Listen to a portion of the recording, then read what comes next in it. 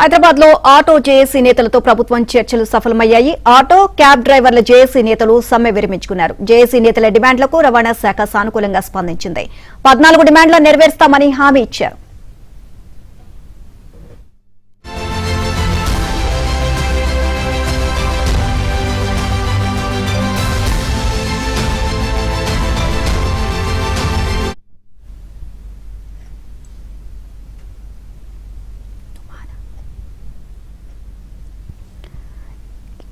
ఇదే అంశానికి సంబంధించి మరిన్ని అప్డేట్స్ మాకు స్పోనెంట్ నుమాన్ అడిగి తెలుసుకుందాం. నుమాన్,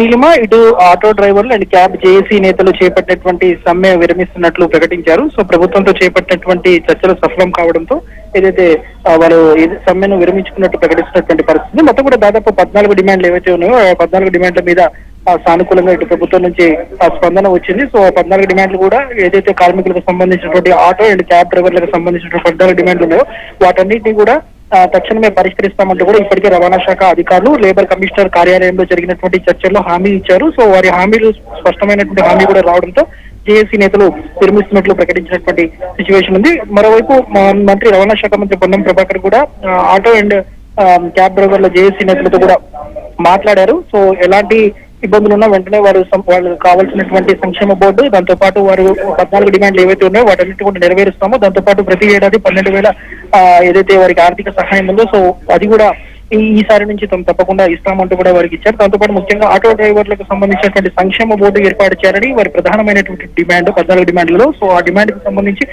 తక్షణమే ఏదైతే సంక్షేమ బోర్డును ఏర్పాటు చేస్తామంటూ కూడా ఇప్పటికే మంత్రి పొన్నం ప్రభాకర్ ఆర్టీఏ ఉన్నతాధికారుల ద్వారా వారికి సమాచారం ఇచ్చారు. సో వారి 14 డిమాండ్లు ఏవైతే ఉన్నాయో అవి కూడా నెరవేరుస్తామని చెప్పినటువంటి నేపథ్యంలో ఈ రోజు అర్ధరాత్రి నుంచి చేపట్టనున్నటువంటి ఆటో అండ్ క్యాబ్ డ్రైవర్లకు సంబంధించినటువంటి సమ్మె విరమిస్తున్నట్లు ప్రకటించారు. వాస్తవానికి మొత్తంలో తెలంగాణ రాష్ట్ర వ్యాప్తంగా 7 లక్షల మందికి పైగా ఆటో డ్రైవర్లు ఉన్నారు. దాదాపు ఒక్క హైదరాబాద్ నగరంలోనే 2 లక్షల మందికి పైగా ఆటో అండ్ క్యాబ్ డ్రైవర్లు ఉన్నారు. సో దీని మీద ఆధారపడి ప్రజాన వ్యవస్థ ఉంటుంది కాబట్టి ప్రజలకు ఇబ్బందులు జరగకూడదనే ఉద్దేశంతో ప్రజా సౌకర్యాలను దృష్టిలో పెట్టుకుని నిర్ణయం తీసుకున్నట్లు కూడా తెలిపినటువంటి పరిస్థితి. మొత్తానికైతే ఇటు ప్రభుత్వంతో జరిపినటువంటి చర్చలు సఫలమయ్యాయి. ఈ రోజు అర్ధరాత్రి నుంచి చేపట్టినటువంటి ఏదైతే క్యాబ్ ఆటో డ్రైవర్లకు సంబంధించినటువంటి సమ్మె అయితే విరమిస్తున్నట్టు ప్రకటించినటువంటి పరిస్థితి. వారి 14 డిమాండ్లను కూడా నెరవేరుస్తామంటూ మంత్రి పొన్నం ప్రభాకర్ హామీ ఇవ్వడంతో మొత్తం ప్రభుత్వం నుంచి కూడా సానుకూలమైనటువంటి స్పందన వచ్చినటువంటి నేపథ్యంలో వారి సమ్మెను విరమించుకున్నటువంటి పరిస్థితి ఉందని చెప్పచ్చు. Right, thank you Numan.